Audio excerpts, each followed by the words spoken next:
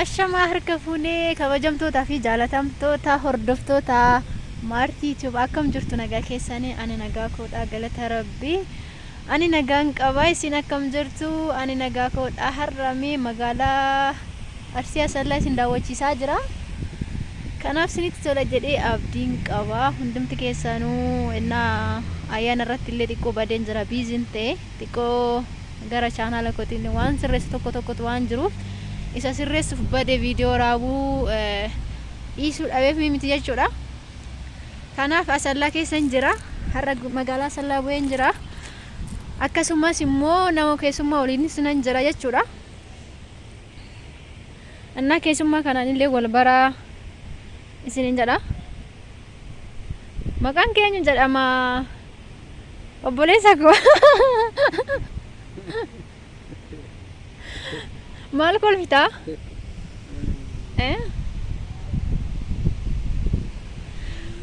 Kun immoo qabalee 12 dha.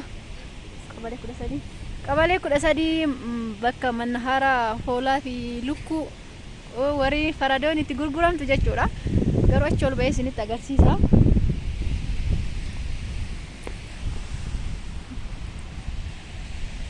Innaa keessa deddeemee isin agarsiisa jechuudha. Ishii sirriitti daawwadha. Hedduu namatti tola. Kunoo sirriitti ilaala namicha kana. Innaa guyyaa biraatti immoo sirriitti isin barsiisuu hin danda'a nama kana jechuudha. Kanaafi ammaaf xiqqoo yeroon illee yeroo hojii waan ta'eef xiqqoo muddamaa jiraaf malee sirriitti isin barsiisa har'aayyuu jechuudha. Kanaaf haa ta'u warri hiriyaa kee maaf gadi baastee nutti mul'isne jaan kee eessa jira maaf gadi hin baane maaf viidiyoon hojjenne jechaa jirtan hundi keessanuu jechuudha koomentii jalatti innaa wallaalee miti akkasinis na eeddan abdiin qaba isinan barsiisa ishii viidiyoodhaan ammaaf garuu kunoo argitanii jirtu ግን ይቻላል እንደ መቅረጽ እሺ ነገሩ ዋን ኦርጋሙ ነቲ ፈካታ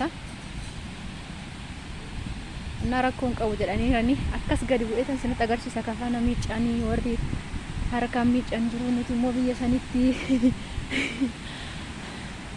መጋላ አርሲ ያሰላ ከና iyo kana asaaddasanatti fakkaate garuu mee qo'achi gadi bu'een kafana miicaa jiranii warri harkaan miican jechuudha.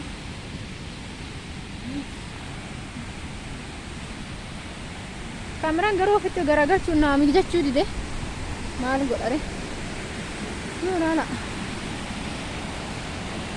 asitti luka dhiqachaa jirti bishaan akkatti des nama jedhu wayyoo gaafa sirriitti birraan baree bishaan handaaka maalo akkam babbareeda toorri kun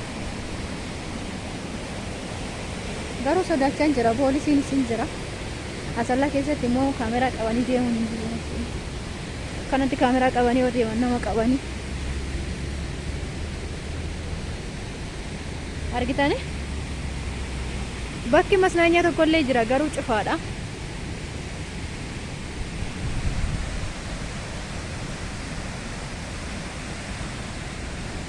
Harbuun illee jira.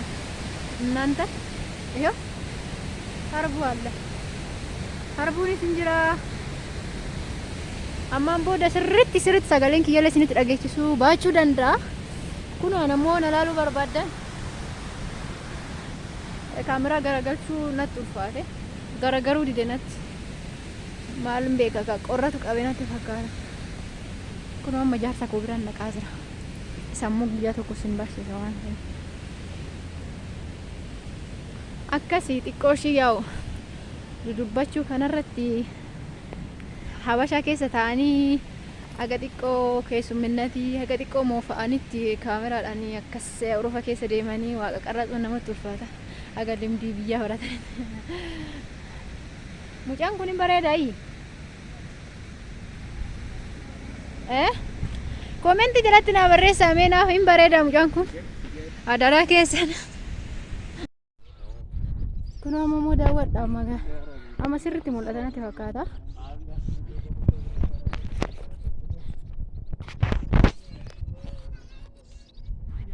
Kaameraan kiyya immoo hin daalachecha waan ta'eef. Kunniin immoo duriyyee katamaa deeshi. Kun asirratti ilaala. Akkatti bareeddu wayyo. Manni kiyya as keessa jira jidduu kana keessa jechuudha. Guyyaan bira dhaqee immoo isinitti agarsiisa. Argitee namatti tolti yeroo caame. Garuu guyyaa ayyaanarraa kaasee waaqni hin caamne waan ta'eef kaameraa dhiisiti namni yoo walitti dhufe wal jibbisiisa. Innaa kana fakkaata kun magaalaa Arsii sin agarsiisee. Magaalaa Arsii Asallaa. Ijoollee mammagaalaan Arsii daawwadhaa sirriitti.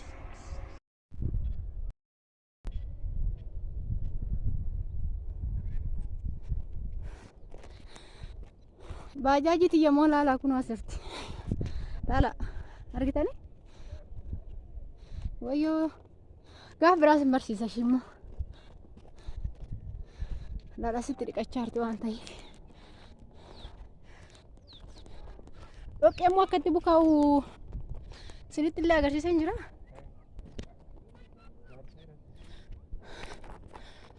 Anta asoo gaala darras kun ayichaan. Isin gaafa caame sirriitti yoo caame alli bareede yoo biyyattiin qilleensi bareeda ta'e bakka maaliif mana keessa taa'anii waan tokko hojjechuun namatti ulfaata. Yaa'uun ala ba'anii ishee tamokkoroodha. Kun olaala